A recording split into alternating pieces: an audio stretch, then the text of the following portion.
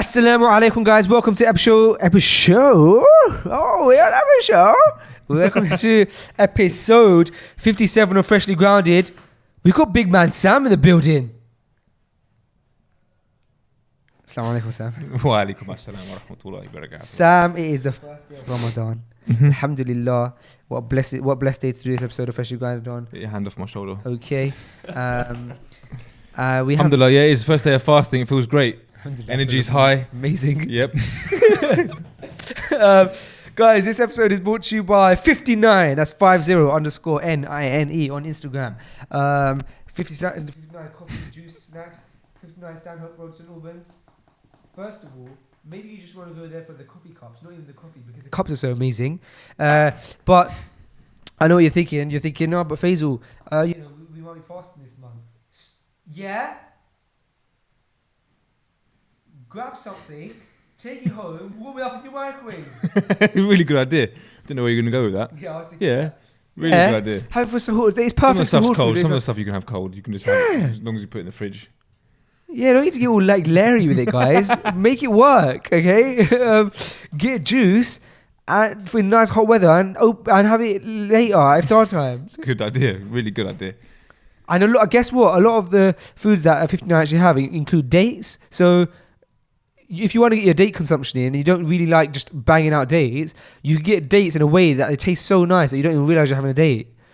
So stop with your aggressiveness. This will be the best 59 advert. Guys, head over to 59 Stanhope Road. Coffee, juice, snacks, everything's fresh. A lot of things are healthy. There are some nice indulgences that might not be as healthy, but they're amazing to indulge in. Portuguese tarts here and there. Yeah, a little brownie here and there. And There's yeah. carrot cake, there's cheesecake, there's a few new bits. Ooh, I haven't had the cheesecake. Yeah, no, you haven't. So 59 Stanhope Road, go over there and quote Freshly Grounded at the counter and you will get £1 off your order. Also, guys, izaha.com, izaha.com, your one-stop shop for Arabic caps. You can see 2 Arabic caps here, and this is our latest midnight blue salam cap. Salam means peace. Guys, you're probably thinking, hold on a second, Big Faze, I don't know what you're thinking actually. I can't think of anything. However, what I will say to you is this. Eid is coming up. It's at the end of this month, yeah? And you don't want to bombard yourselves with Eid gifts at the end of the month and be like, oh my gosh, I can't be doing this. So get your Eid gifts now, guys, yeah? Head over to Zara.com, guys, yeah? Get the Midnight Blue Cap while it's still in stock, because there's not actually a lot of them left in stock. I'm looking at them right now. There's not a lot. Sam, will you vouch for me on that? Quickly, get your orders in. Get your orders in really quick. And also, the reason we have the camo cap is 2 reasons. A, it's my favorite ever cap, and B, they're going to be in stock very shortly, inshallah. So keep an eye out for those. We've ordered them, and I messaged my manufacturer this morning. I said, "Were you playing at?" I didn't say those words, but I'm wondering. Izaha.com, izaha.com, and guys, as always, get 20% off with the code word Freshly Grounded. That's Freshly Grounded at Cart. Lastly, with my dry throat, brought to you guys by Feed Sauce. Feedsauce.com. That's FEEDSAUCE.com. Not feet sauce. It's not sauce for your foot. It's Feed Sauce. And it's where you can get social media content, your social media content created for your brand on a monthly basis. Amazing quality content that FeedSource create for some of the top brands in the world. And you can get it at a very, very affordable price for less than you would be paying a full-time employee or even part-time employee to create your content.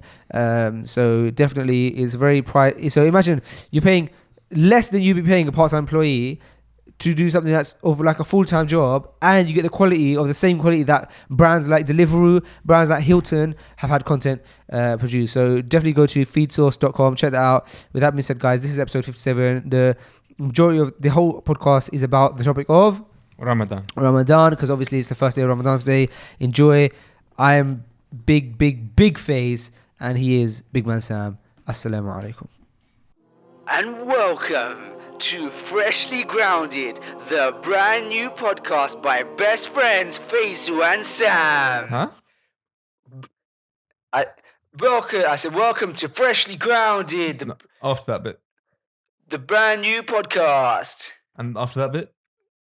by best friends Faisal and Sam. Really?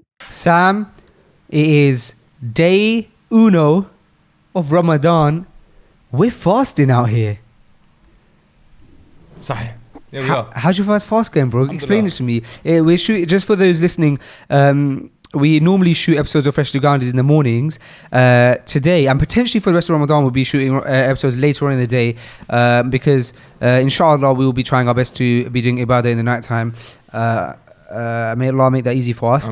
And so we're doing episodes. It's currently around 4 p.m. And so, you know, a lot of the day has gone.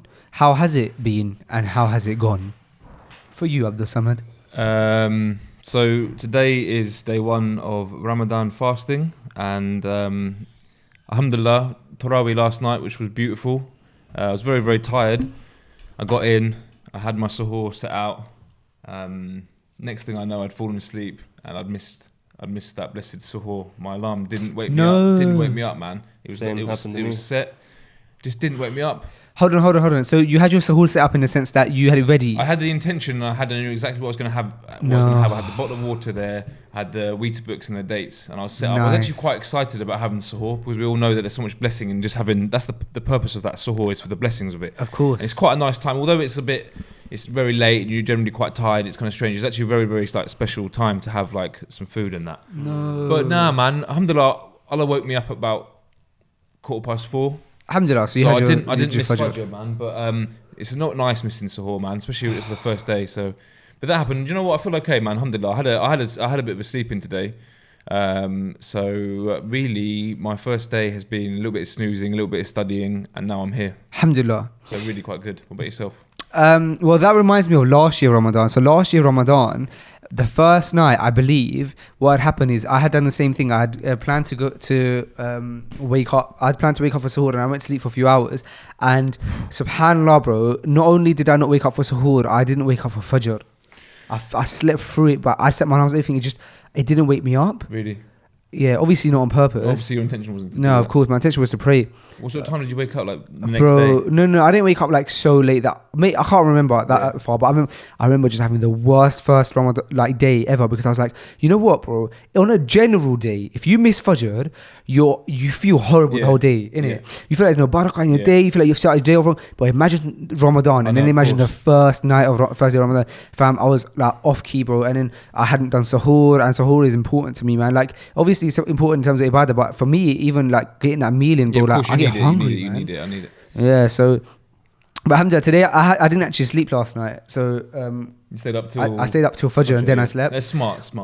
Because it's not. I prefer doing that, but because I was so tired, I thought I'm gonna just catch like a couple of hours. I think it's smart for me. As long as I can guarantee that I can have a sleep in the next day, I'll much prefer to stay up until to that time. Well, yeah, I am happy I did it because I got a line. So I've shifted my working hours to later. So what time are you starting? I'm starting. Well, inshallah, I'm going to be starting like any time between 11 a.m. and 12 p.m. Inshallah. So your alarm at home will be going off at what time?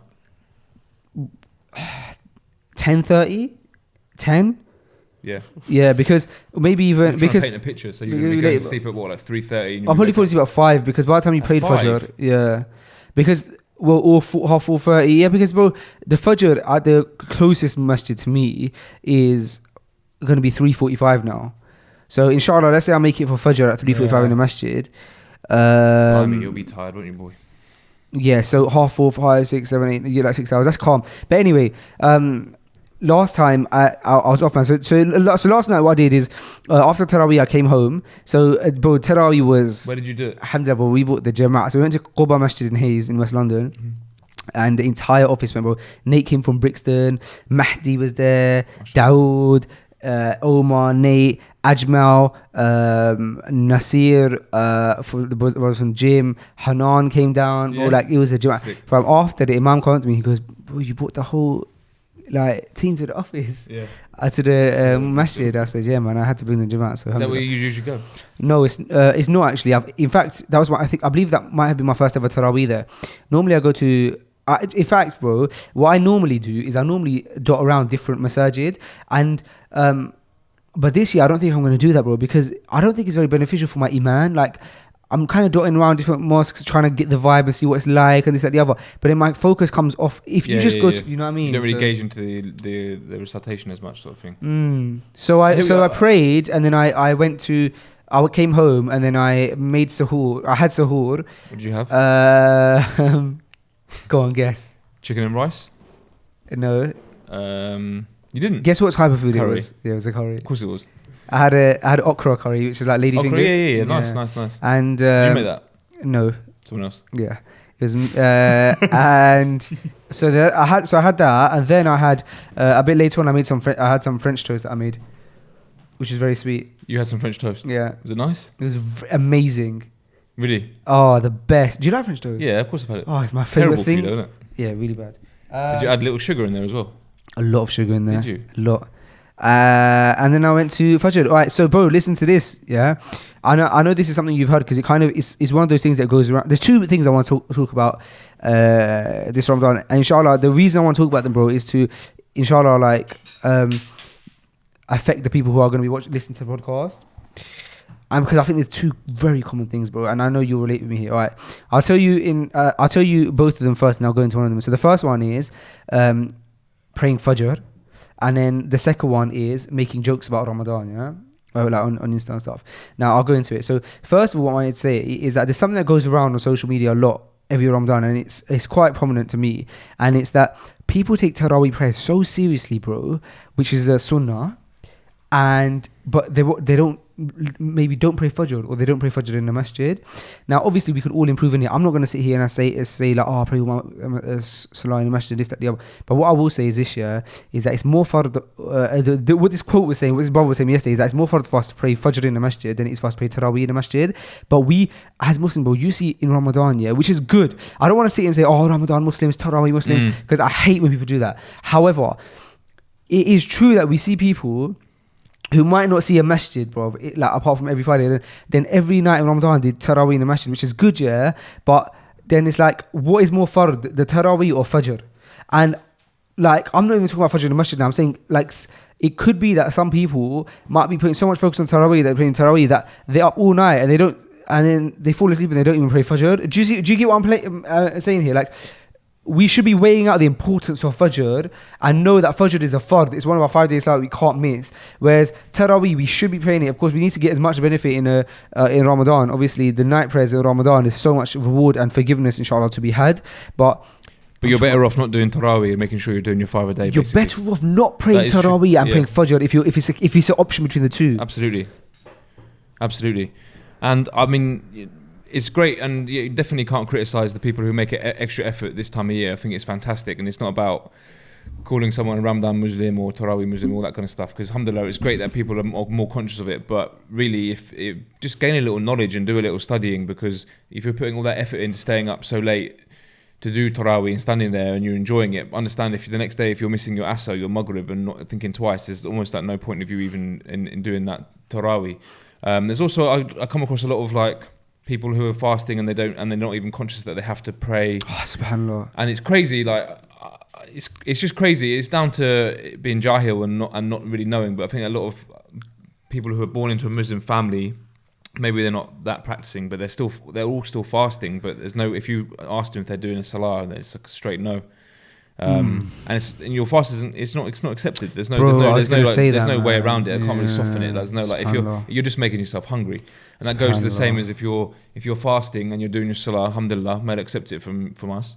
But then if you're doing loads of sins during the day and you're swearing and you're being rude and being vulgar, Allah doesn't want your fast.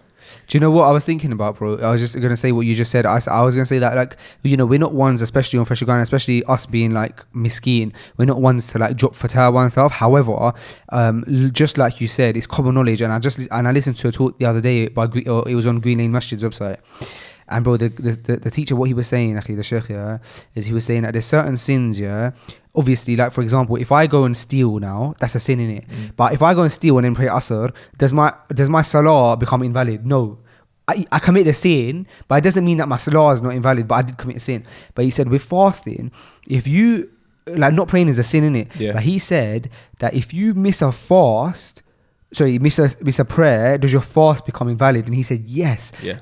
By missing salah on purpose, your fast becomes invalid, bro. You're not even fasting. It's like, I know. Wow, people are actually fasting, bro, but they're not praying. And it's like, there's more effort and more self-control goes into fasting than doing the salah. It's like if you can actually withhold yourself from eating and drinking and all that and ticking off the list of things you have to do to fast. If you can do that, surely you can just do wudu and pray as well.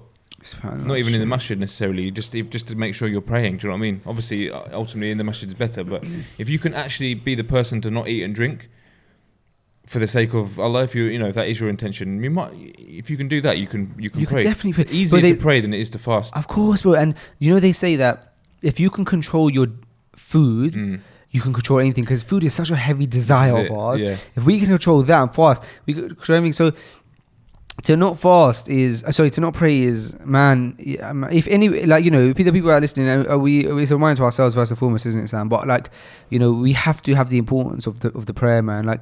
Always, not never even let go of that prayer, man. Never. It's no joke. Salah is no joke. It's not optional. It really, really isn't. Don't you find it just gets you through things, bro? In life? Yeah, it does, man. Alhamdulillah, I wouldn't feel right by missing a salah. Yeah. And that's fard salah. There's no way I'm going to ever sit there and realise it and see a salah go past. That's never going to, alhamdulillah, that's not happened to me. And that doesn't mean that I'm pious. That means I'm scraping through, just about scraping through as being a Muslim, because I've got so many sins and other things to worry about. But I know that if I miss one of those salah, that's a major sin, and it's terrible. It's major. You can't mess with it. So whatever you're doing, you need to introduce that salah, because it's the first question of the day of judgment is about your salah, and it needs to be proper as well, man. And may Allah accept it. Because I'm not saying it's easy, but I'm just saying my day wouldn't feel right if I'm like letting a salah time slip by. For me, that doesn't make sense. This is why we're created. I'm not created to do anything other than worship Allah. However severe that sounds for people listening who aren't practicing, maybe, but that is your purpose of creation, is to worship. And that salah is the first thing you need to tick off the list before you do anything else. And it's not hard. Get in the routine of it. You'll notice your life will become so much better for doing it. But yeah, study your religion. Study your religion, man. True. So the second thing I mentioned then, bro, is the jokes. And bro, the reason I want to mention this is because it's so prominent, bro. Like, Kutta. Yeah, there's a kutta on the ground. I'm happy we gave that context. There's a dog outside right now, because otherwise, if you just said kutta on the podcast and then people would be thinking you're calling me one. The mics aren't going to pick up that bark, are they? Maybe not. Okay, so but how funny is that? Because in like our language, that's like, I don't know if you'd go as far as say swear word, but it's definitely like if you call someone that, it's like whoa. Okay. But you didn't call me that. It was because it was an actual I wasn't calling dog, you a aka kutta. Barking that went past you. And Sam learned the word kutta recently. Last year, actually. Bro, the second thing, all right, so the jokes, right? So, bro, we've mentioned this so many times on the podcast that, is it like, should we be joking? Yeah, of course, man, crack jokes, blah, blah. But when it comes to jokes, try and keep jokes away from matters of the religion, innit? Now, and again, yeah, this is something that I'm not speaking on behalf of myself. I was in a class with Only, bro, and the teacher was saying as far as that there's certain times if you make jokes about the religion, yeah, that you can take you out of the fold of Islam. That's how serious a joke about religion is. So, but why would you even want to risk like putting up these memes, like for example, like jokes that are to do with Ramadan, bro, like anything to do with Ramadan in it. If it's a joke, but I'm not going to sit here and say, everyone who posts this, like for example, right now there's this picture going around on Instagram that it's a picture of a foot and it has a six-pack on the foot. Have you seen it? Everyone's thinking, and it's like, this is what your foot is going to look like at the end of Taraweeh. To say that obviously like your foot's going to get hench. Now, I'm not sitting here and saying, everyone who posts that is coming out of the fold of Islam, because I don't even know, bro. I'm not knowledgeable in it. But I'm saying, why would we risk, if we know that's the implications that some jokes would get us to, why would we risk mixing jokes and really like just stay away, bro? Like that's my humble opinion in it. But like I said, I'm low. I'm not knowledgeable. But I'm saying like even jokes like I would even like now, and I know whatever has happened in the past has happened. But now I would even be conscious of posting stuff like in Ramadan. I get a date every night and it's a picture of a date. Like, I know it sounds so stupid for me to say that, but can you see what I'm saying in that? If in class, it's making a joke and that's connecting the religion, so you just stay away from it, wouldn't you?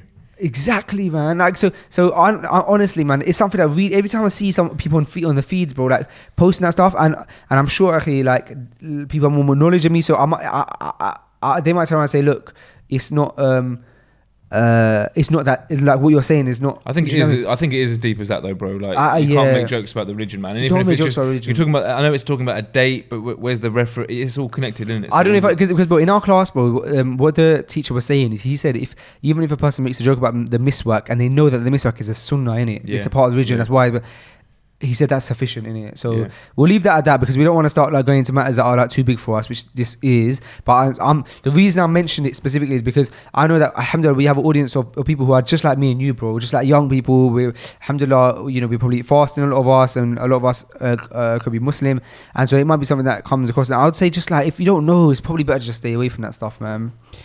But on to a lighter topic, Sam. Big man Sam 6 for 6. We have Nate on productions, and this is Nate's first Ramadan. Nate, assalamu alaikum. Wa alaikum salam. How are you? Alhamdulillah, all good, man. Just a bit thirsty right now, to be honest. Yeah. Does your breath smell nice? I think so, wait. Mine's Smell it from here. stanky stank. Yeah. Thanks. Still in there. Nah, it's good. Allah loves the breath of a fasting man. I remember you telling me that when we was talking about the mouthwash, toothpaste scenario. So this is your first fast ever? Have you fasted before? Last year I done the first Friday with the boys. Oh yeah, as well. yeah. Just to get involved. Yeah, just to show that I cared. Yeah, that's good. Did you feel at that point that you had any like, I know I asked you this last week, but I can't remember the answer. At that point, did you feel like any inclination towards Islam, or were you literally simply just doing it for the sake of like doing it with the boys?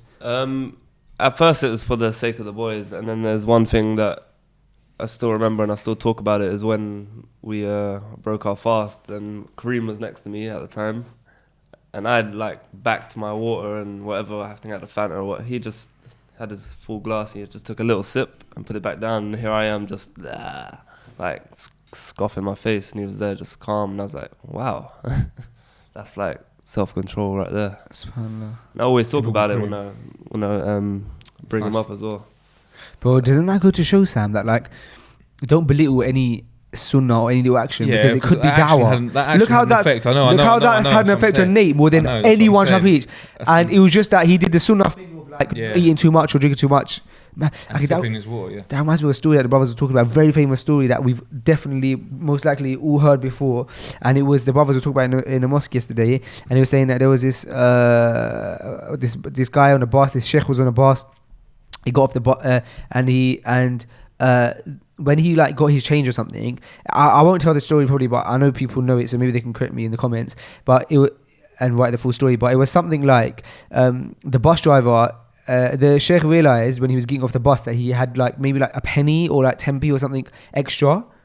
And what would we all do in that scenario? It's like you just got like a little bit of money extra, like it's just a few pennies or whatever. It's nothing that makes a big difference. And so we would get off, but the sheikh like didn't sit right with me. He turned around and he gave the guy. He said, "Oh, sorry, you gave me a bit too much." And like literally I think it was a few pennies. Like I said, correct me if I'm wrong. And the bus driver said, "Oh, I did that on purpose because I wanted to see if that your religion is the truth." Really? And he took his shahada apparently. Yeah, something like that. It's a quite a famous. I've not heard that story. Wow. That these little actions, actually, if we follow Islam correctly, then why would people not become Muslim when they see our actions, bro? Because our actions would be, if we were following Islam correctly, our actions would be beautiful, and they would all be attributed to Allah as well. So like people are like, why is he such a nice person? Oh, and then he's like, oh, because of Allah.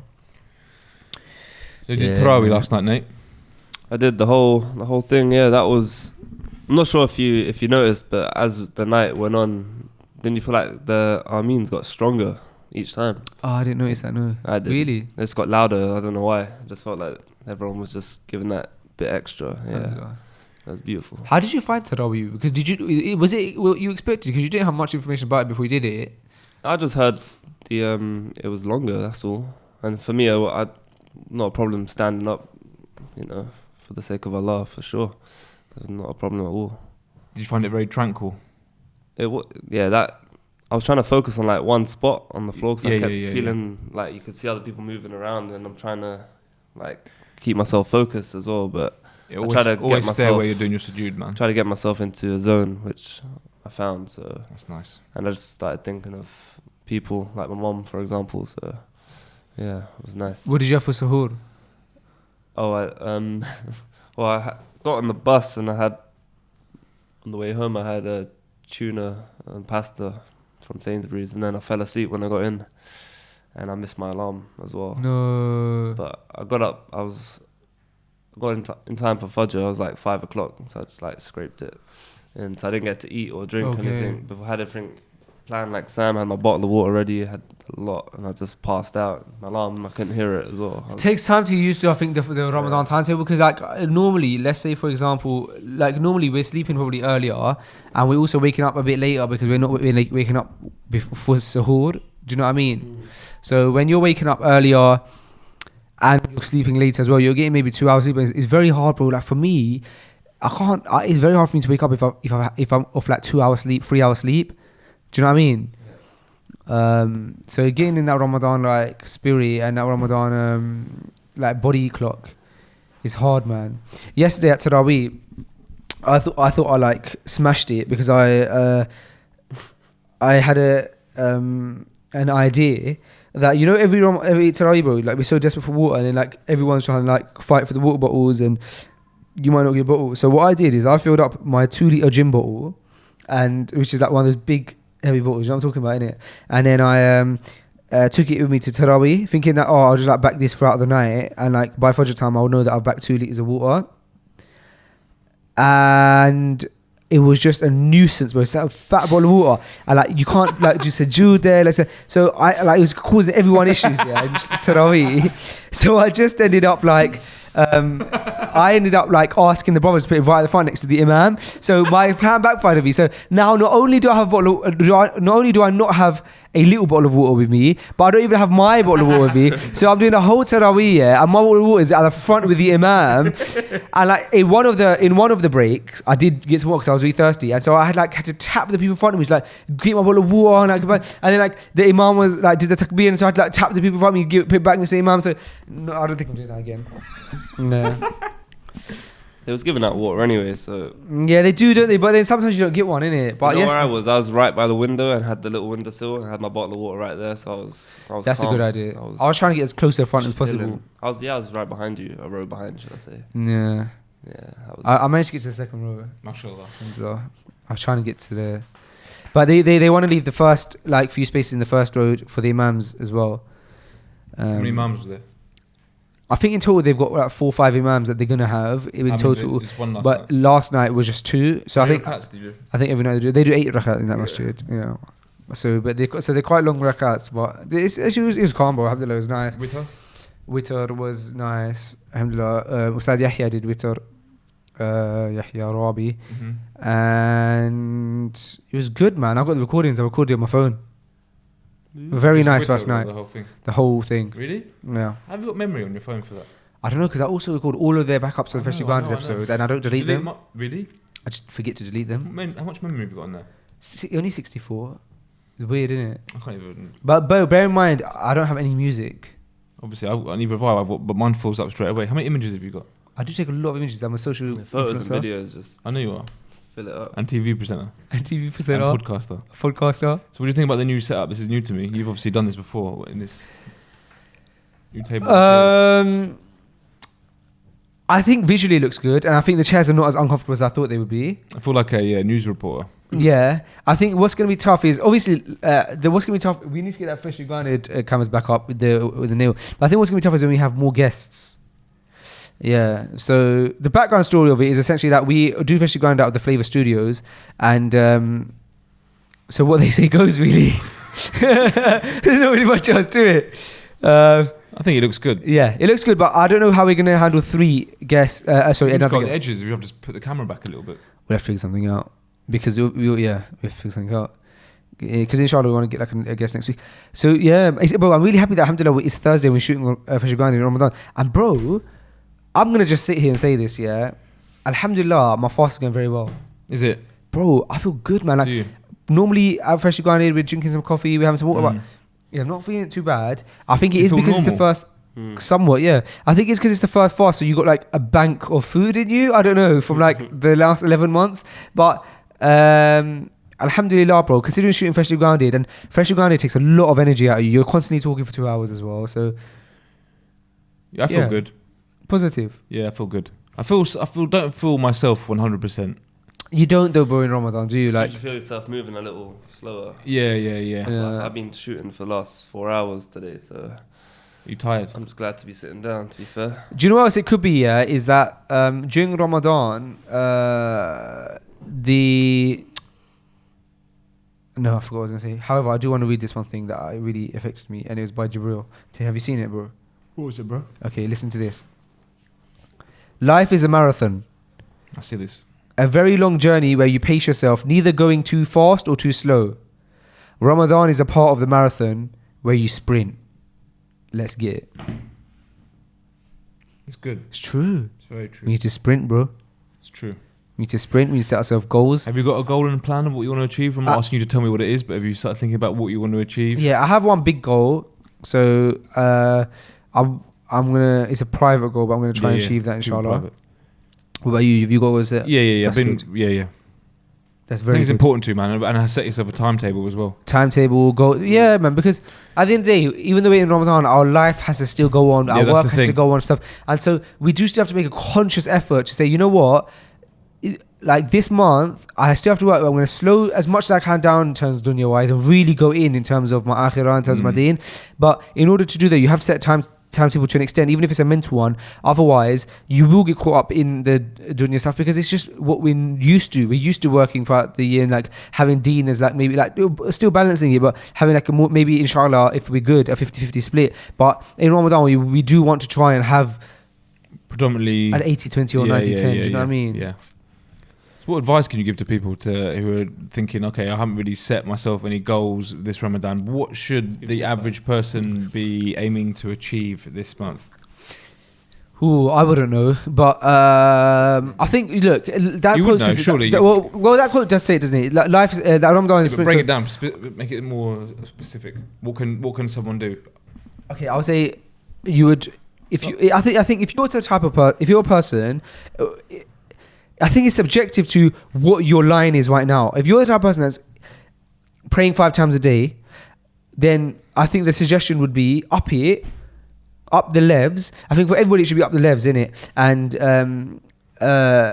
form good habits so that we can do it outside Ramadan. So if you're the type of person, alhamdulillah, you pray 5 times a day, up the levels, pray 5 times a day in the masjid. Do you know what I mean? Or pray and then if you're praying 5 times a day in the masjid, pray your sunnah at home before you leave. Do you see what I'm saying? Focus on stuff like that. But also, I think that the biggest goal, and I think here's my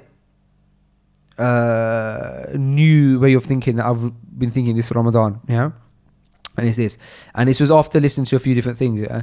In Ramadan, generally what we try and do is we try and increase our ibadah, we try and increase our salah, try and increase listening to lectures, this, that, the other. I think all of that is good. However, Ramadan is the month of the Quran, isn't it? Exactly. That's the question. Yeah, there you go. So I think like other times, yes, focus more on other stuff. But if we can somehow focus on the Quran this month, focus on the Quran. So my biggest advice, literally, would be this: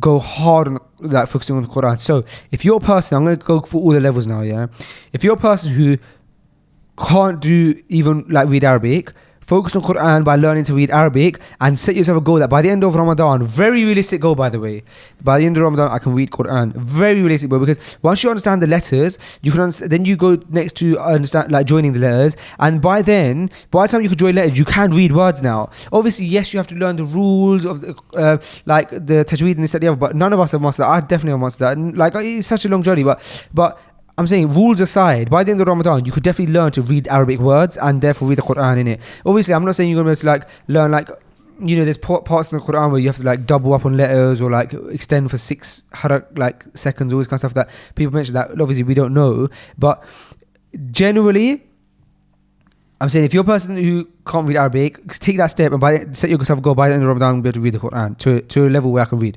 If you're a person who can read the Quran, then set yourself a level of like maybe finishing the Quran by the end of Ramadan, or like increasing, like get better at reading it. Like for example, I'm not happy with my reading at all, and so my goal would be to read better, innit? So, but whatever your goals are, try and focus your goals on Quran goals, innit? And everyone can set one, because even if you're at the level where you can't read even Alif Ba Ta, then you have goals you can set yourself. Be able to read, innit? And if you're at the level where, alhamdulillah, you're a hafiz, you can set yourself levels, you know, like in terms of reciting the Quran, how much time you recite the Quran. So my advice would be to focus on the Quran.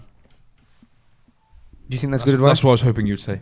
Alhamdulillah. Because that's Ramadan is a celebration of the book, isn't it? That we follow. So it is that is the main. And you know what? Just to add to that, even if you're reading tafsir and you're reading English translation, or you can read a translation of something that you understand, this is better than just avoiding it completely. I was just don't avoid the Quran. Even read English translation or listen to English translation. Just try and get your head stuck in that book a little bit more. Bro, have you heard them things? I've heard them. They're really good. I don't have it, but I know people who have it. That like there's like this audio thing, and what they do is that they recite an ayah of the Quran and then they recite yeah. That's on YouTube. Is it? Yeah. Remember when we were in Gambia? It was playing as well. Yeah. Was that Quran or Hadith? That was Hadith. Was that Hadith? But how great is that though? Yeah, that was amazing. I know, really good. That was so good because they were saying like the Hadith in Arabic, and then they were like repeating it again in English.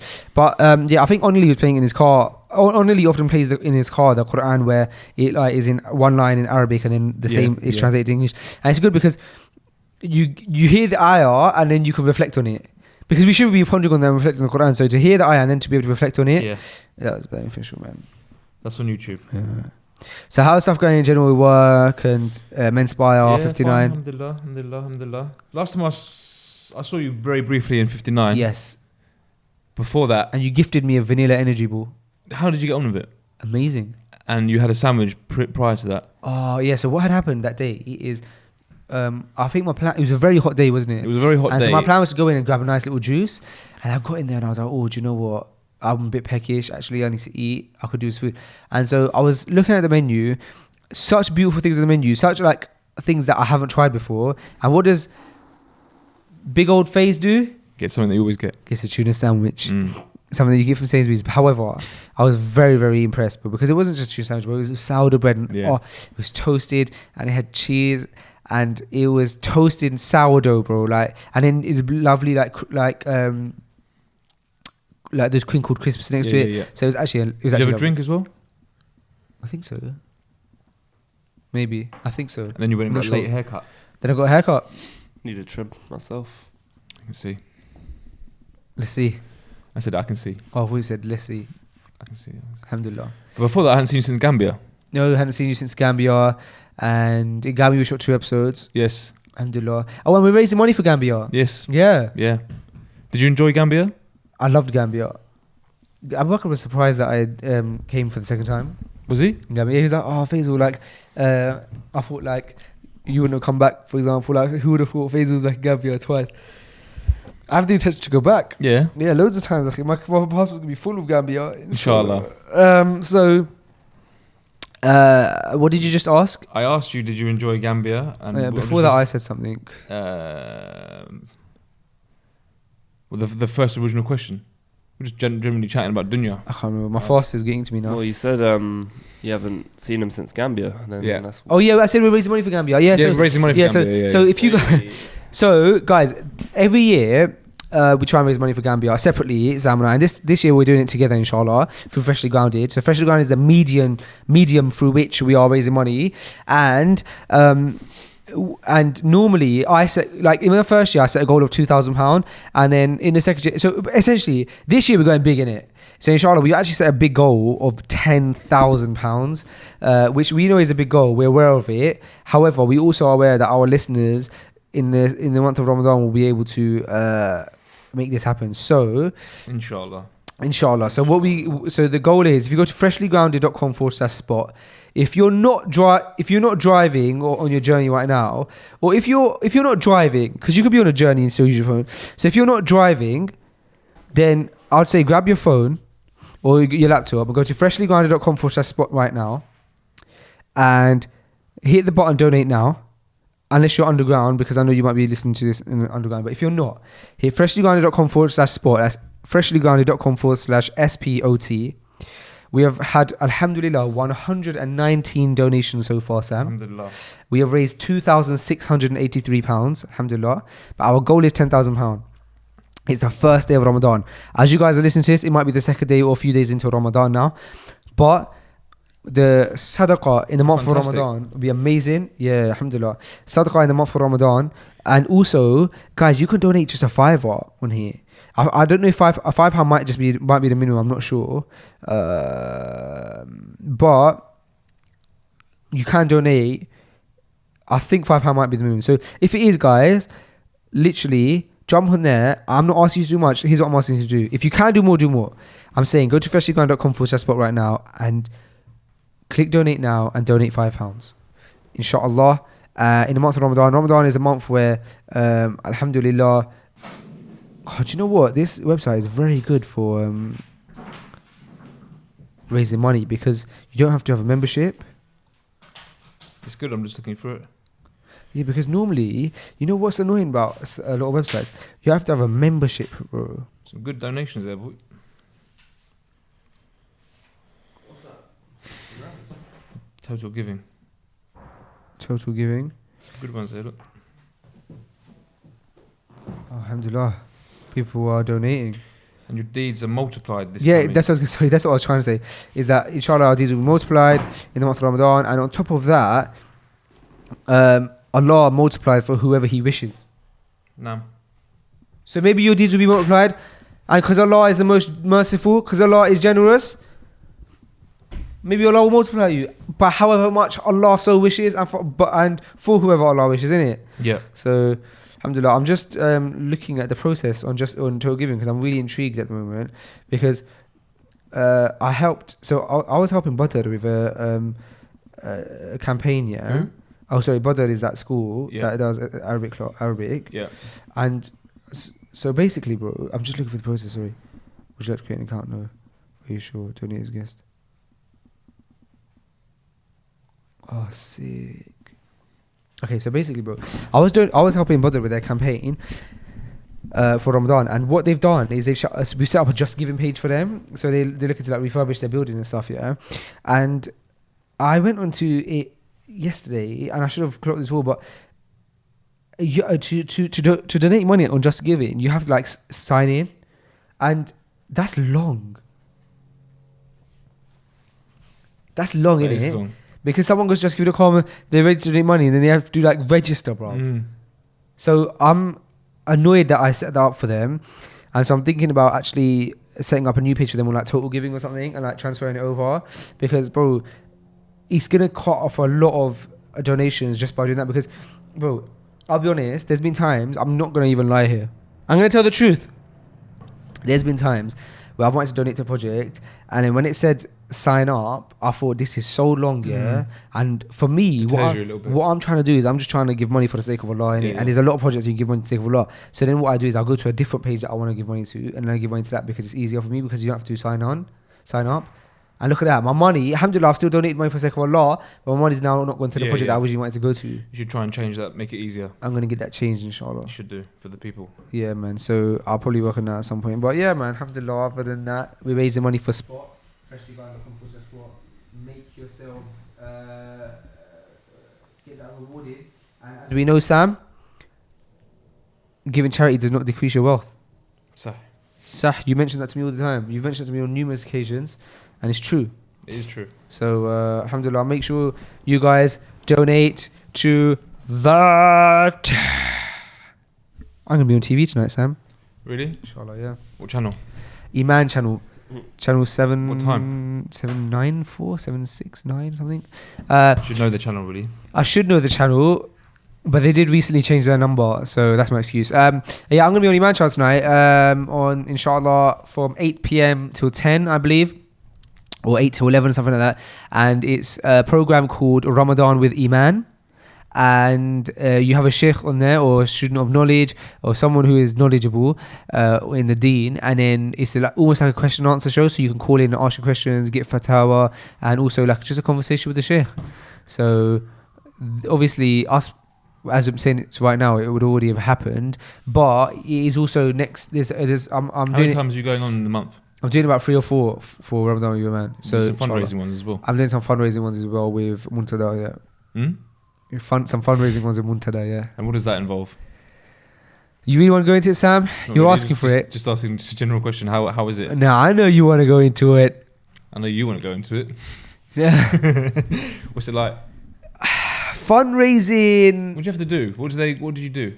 Okay, so you're on TV and you're obviously doing the fundraising, that Ramadan fundraising, which we've all seen, where like you're like people encouraging people to donate, people ringing and donate, right? Now this was my first. So I'm doing it about 5 times this year, the fundraising thing, on Iman channel as well. And last week was my first time, and I'm gonna say, Sam, it was not easy. Not easy. Not easy. What did you have to do? What were you told to do? No, you're not necessarily, we had training and stuff.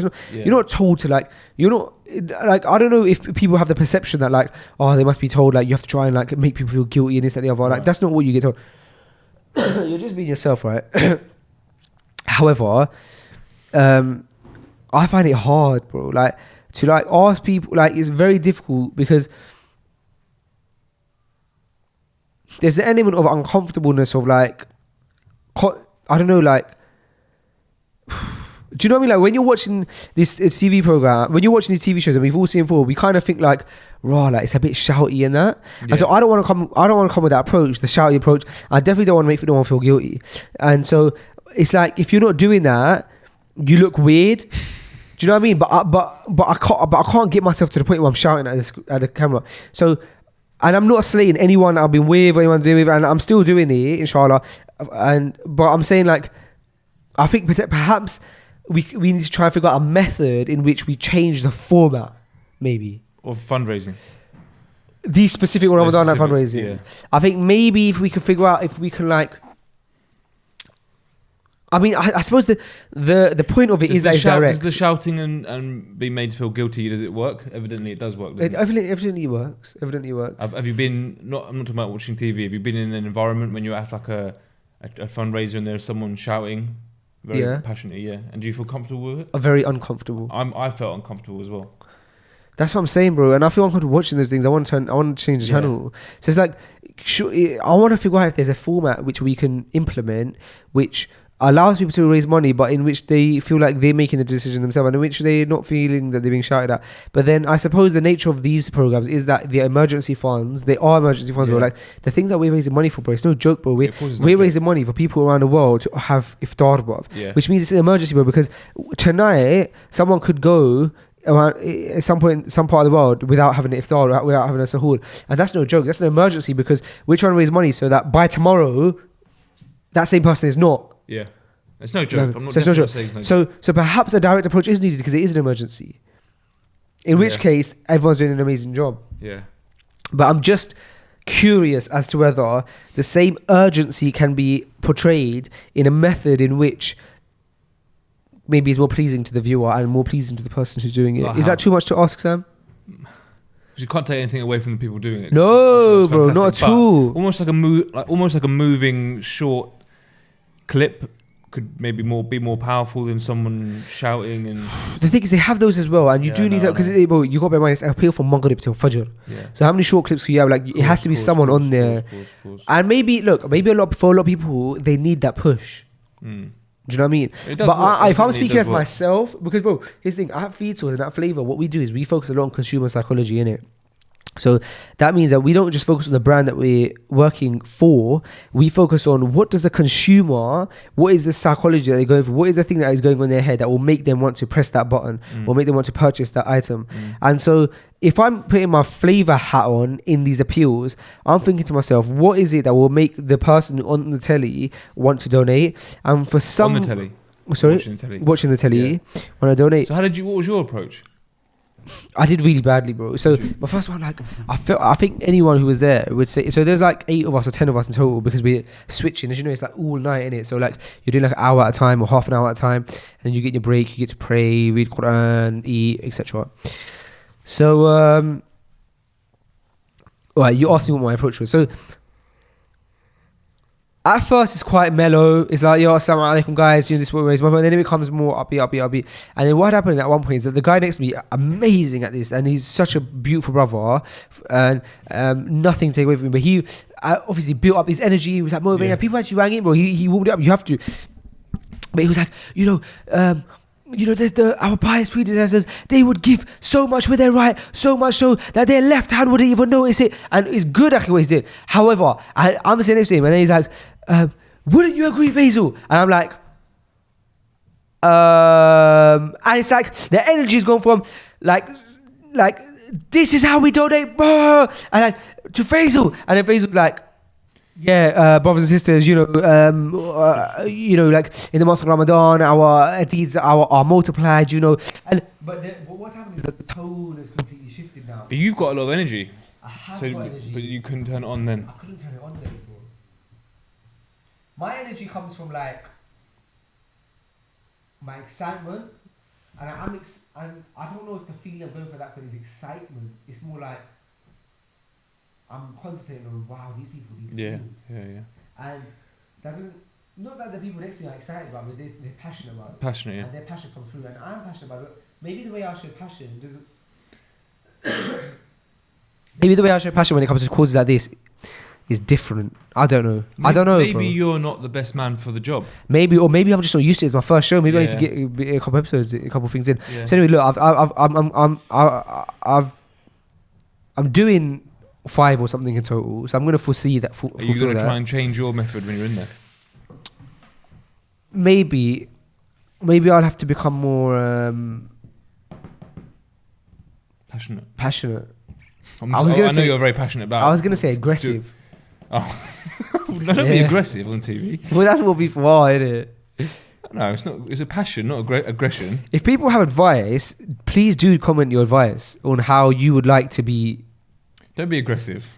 It's not the right time to be aggressive. No, but that's what people are, isn't it? No, it's passionate. It's passion that gets people like. Very true. There's a balance. But aggression would be like he's hitting you. But I was passionate though, bro. Like, but I was passionate in my way. Like I was saying like subhanallah, was this like look up, this is an emergency, innit? Like what's happening? But I'm trying to explain. Like, look at it. Like, there's people who might not have iftar or sahur. Like, we're trying to provide these food packs to them. Excuse me. Focus, we enjoy it, but maybe, like I said, maybe I need to warm up. Yeah. I don't know. But I'm excited for tonight because tonight is not like that. Tonight is a Ramadan with Iman. It's with the Sheikh and it's a nice chilled like chat. So. It's like You got questions that you got lined up? No. So natural, let it flow. I think I'm going to do a freshly garnered thing there. What is natural thing? Natural thing, sorry, bro. Yeah. Yeah, you got questions, haven't you? I've got questions for days, mate. I don't run out of questions, I'll tell you that much. True. My maths teacher in high school, when he was... so basically, he used to get bullied by the students actually, and the students used to call him Mr. Gerbil because I think they thought he looked like a gerbil. I'm just giving you context. This has nothing to do with what I'm talking about, but I'm giving you context here. And I remember one time the students actually wrote Mr. Gerbil on the wall in the maths room. Anyway, he was nice to me and I liked him. And he was a temporary teacher. We had him for a few months, and then he had to go back to New Zealand. And if you're listening. I rate you. And he went back to New Zealand. And the day he went back, our last lesson with him, I think I was still working. I'm gonna have to take this, bro. Is it really an emergency? It is an emergency, but no, I'm gonna not take it. It's not emergency as in like someone's than gerbil. You are filming. Yeah, I am filming. Podcast. Yeah, but it's to do with like. Anyway, right, let's carry on. I got a phone call. It is extremely important. However, I'm in the middle of What was this Mr. Gerbil thing? No, I can't. Let me finish the story and then we will take a break maybe. So anyway, Mr. Okay, Gerbil so Mr. Gerbil, yeah. We should call Mr. Gerbil. Stop. Oh, that wasn't his name. But no. That's what people called him because they thought he looked like a gerbil. There was like a bullying thing in it. I never called it that. I don't think. Anyway, so I liked him, and so anyway.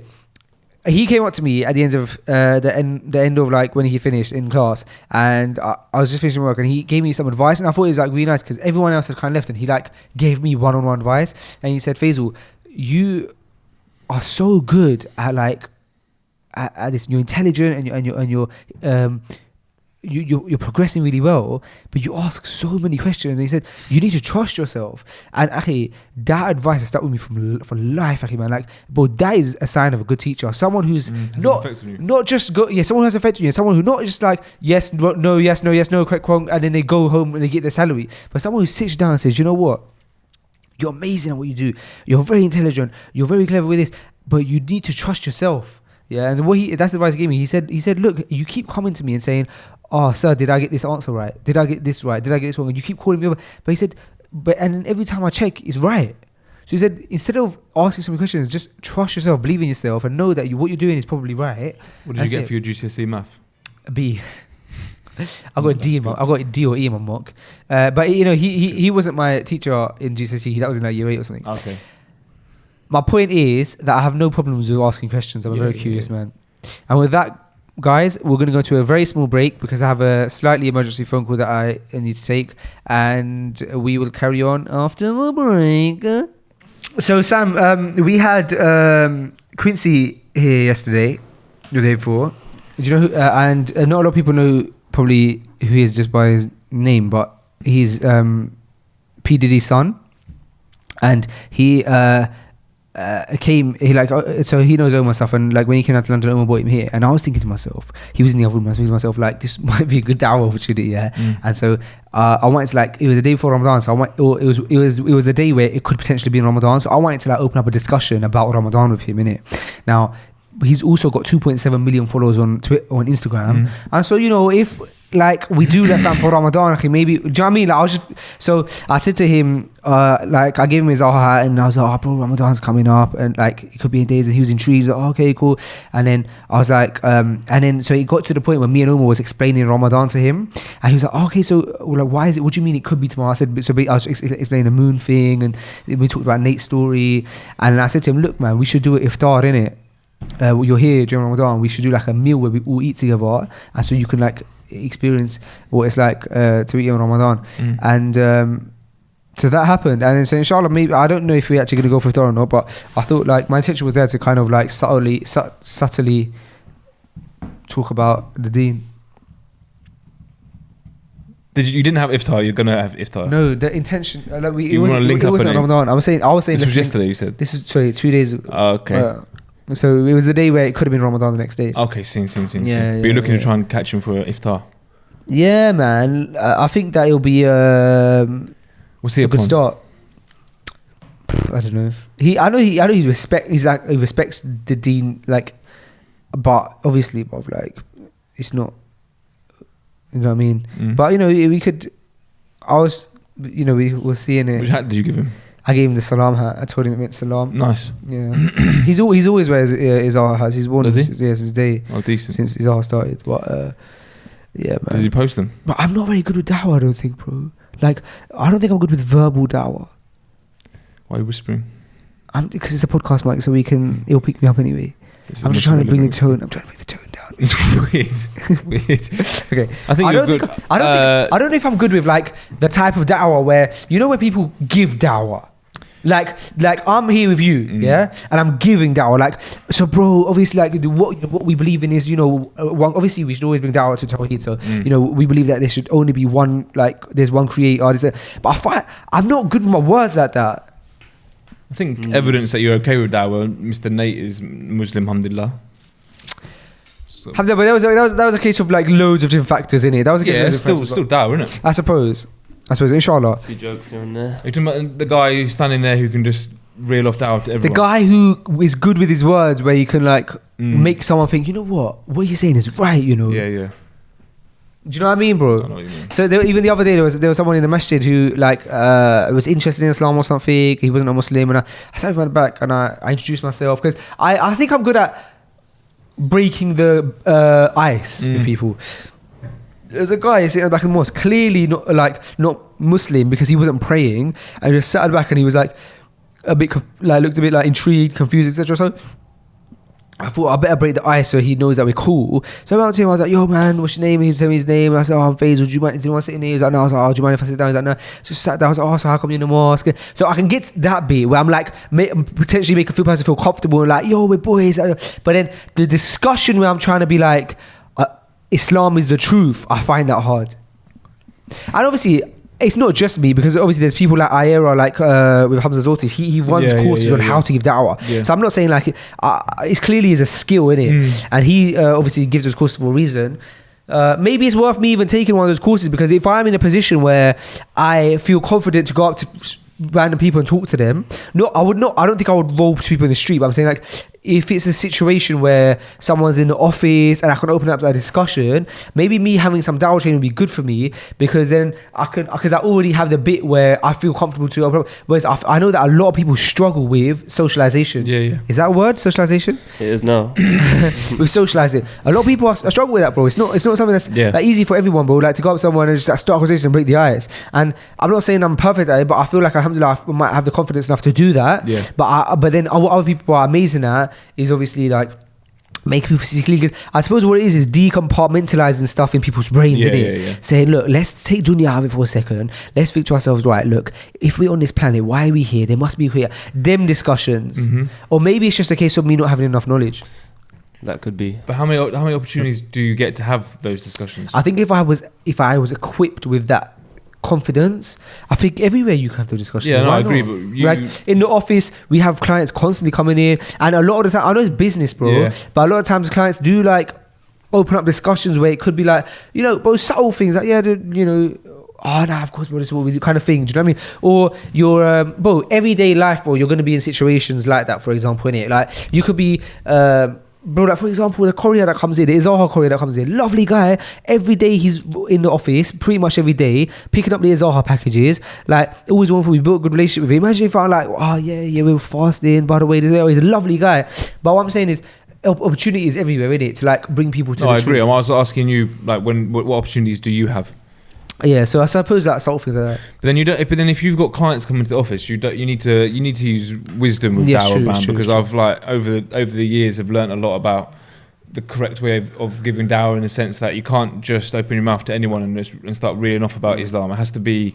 You have to both be on the same level, that they want to listen and they want to ask you questions. Because I've lost bare clients over the years from giving dawah, and really, and from discussions popping up and in the salon, and you got to be careful, man. Really, yeah, for sure.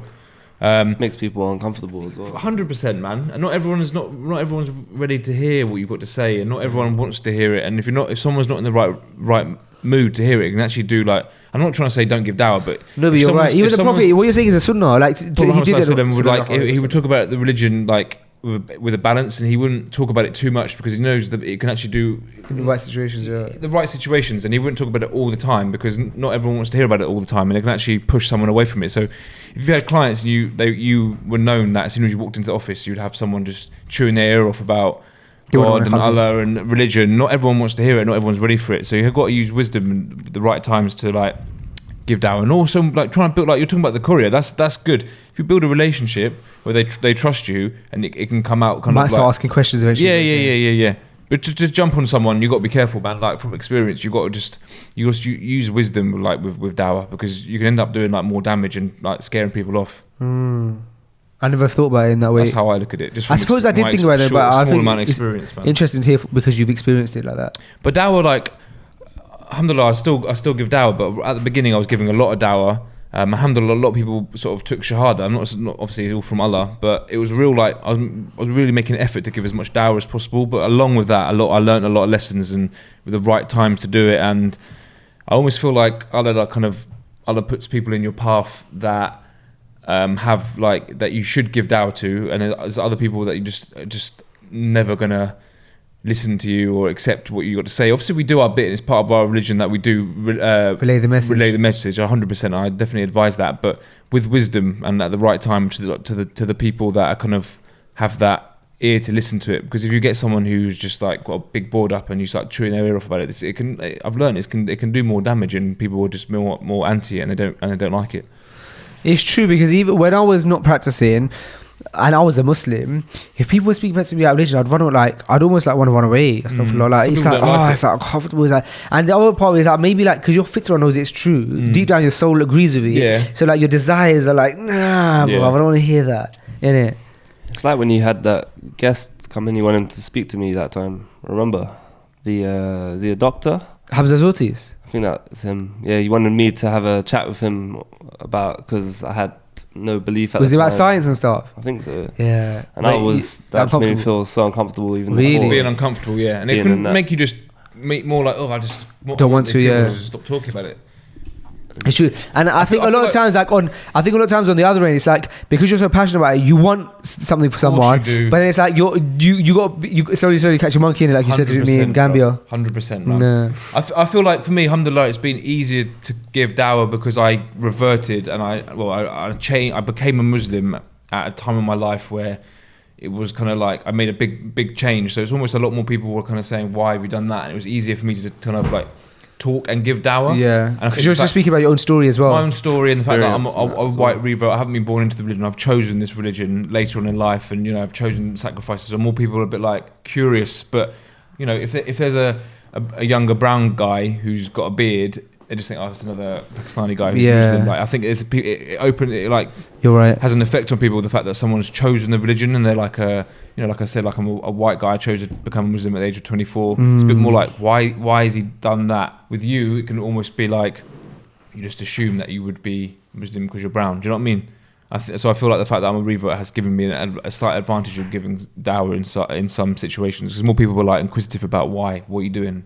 It's very true. You're not going to get that question. I know that although that you weren't practicing and then you started practicing, people don't understand that. And even when you started telling me that, I just thought you've always been Muslim, you've always been conscious of Allah, you've always been aware of it. But ultimately, I know you really made a change to actually start practicing, and you would have had the same kind of feelings that I had, but you always knew Allah, you always saw this stuff growing up. And I look like a brown, you look like a Muslim. Yeah. Alhamdulillah, hopefully I look like a Muslim as well. But you do look like a Muslim. You look like a beautiful Muslim. People are more inquisitive, do you know what I mean? It's true. It's true. And dawah is important, man. But I'm definitely not saying don't give dawah. But you're saying use wisdom. And using wisdom is advice that like you just mentioned, even the Prophet sallallahu alaihi wasallam, he would speak when the time is right about situations, wouldn't he? Sallallahu alaihi wasallam. So you're right. And it's good to reflect on these things as well. We were speaking in last week's episode. I was just having a chat with Nate. It was we were discussing the idea of reflection, and we had a lot of reflection time. We thought it's really important to take time out of your life to reflect, because our lives are so busy, aren't they, bro? But then when you step back, like in Ramadan, you slow everything down. You're gonna have to reflect, bro. You got empty space to reflect, and it's good, bro. It's good for you. Things like this, bro.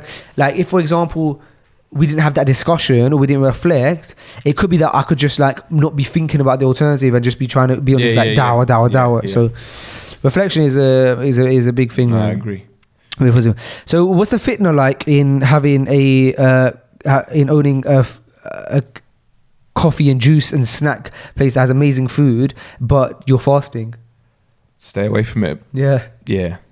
You obviously got to be there somewhat. Yeah, I'll pass through, but it's okay. Last year, last Ramadan, I was doing something when I was having a lot of meetings in there, and everyone was having meetings with. I remember that. Yeah, we're banging all these juices and that. And I remember you specifically told me that time that you had a meeting with someone, and he kept having this juice. It was so hot, and all you could think about is the juice. And you could hear the ice crack in his glass, and that was horrible. Yeah, man, just try not to be there too much, man, and not think about it too much. But it was someone. Dee just sent me a video of these really nice looking food. He just perfectly sent it to me. I said, "Why have you done that? I'm fasting." I think he's just trying to test me a little bit. But to be honest, that's the kind of food that you do want to eat when it's perfect, even suhoor and iftar food, because it's all quite light and healthy. It's the perfect food. So I'm gonna probably get some stuff pre-made and take it home and have it for suhoor and stuff. That'd be really nice. Alhamdulillah, I won't go near it too much. Last year Ramadan, I came down at some point. Do you want to take that? No. Last year Ramadan, I came down to St Albans, and we had a nice little iftar or sahur or something. It'd be nice to do that at some point in this month, inshallah. Yeah, definitely. So how long until you're going away? Inshallah, if I do, then towards in about 2 weeks. Inshallah. In 2 weeks. Yeah. So how many more podcasts have we got? Well, we've got to figure this out. We've got to sit down and have a chat, a little chit chat chisel. Why don't you come? We can do one in 59 again. Maybe remember we did that. I would be up for that. I haven't been there. Would you be up for that, Nate? I would be up. Because we didn't have a producer and it was horrible. And I haven't been to 59 yet. And it would make much of a difference right now, would it? Just realised. Yeah. No, but we did that when we opened fast there. That's what we did. Didn't Yeah. We started quite late, didn't we? Nam. Huh? Good shout. We Nah. did. I said Nam. Oh, no. Yeah, let's We have to figure think something about that. But yeah, because I don't want to not put out episodes of Ramadan, but they are going to be. I'll tell you how many episodes I'm not going to be here for, potentially. Obviously, we can discuss this probably off air. But I do want to come kind of right now. Now that we are talking about it, wow, 2. And then third one, we're gonna probably miss that week anyway because it's probably gonna be Eid. It's gonna be like the last day of Ramadan, so we're probably gonna be like. We should talk off air, man. Yeah, we should. Because after that, it's crazy as well. Really? Yeah. Right, let's talk off air. You guys are currently listening to the destruction of Fresh Garden. Alhamdulillah. So, should we round it up, Sam? Yeah. Yeah, alhamdulillah. It's been a nice episode. Obviously, as expected, we're not going to be doing 2.5 hour episodes in Ramadan because it takes a lot out of you. You'd think, you're just chilling there, sitting there, having a chat, but speaking constantly for 2 hours is very tough. My words aren't coming out now. Yeah. I'm just trying to put a word together. It's like, it was slow, bro. Jazakallah khair for listening, guys, everyone. Thank you. Make dua and also make donation, please. Can you just repeat the website for Yeah, so we're going to, it's freshlygrounded.com/spot. Very easy for you guys. Freshlygrounded.com/spot. Simple, isn't it? Yeah, very simple. Alhamdulillah. Please be patient with us this month, guys. If we have episodes that are slightly late or if you miss a week here and there, it's, as you guys can imagine, it's Ramadan. It's a very, very, very busy month for us in terms of we're trying to put our focuses in different places. But we do love Freshly Guided. We love speaking to you guys. We love being here. And inshallah, as long as Allah allows us to do so, we will always make Freshly Guided a priority. And with that being said, this was episode 57. Assalamu alaikum. Assalamu alaikum.